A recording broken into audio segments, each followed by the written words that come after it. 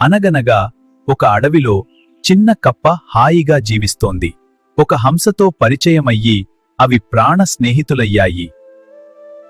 ఓ రోజు అకస్మాత్తుగా ఓ వేటగాడు అక్కడికొచ్చాడు. హఠాత్తుగా హంస మీద వల విసిరేశాడు.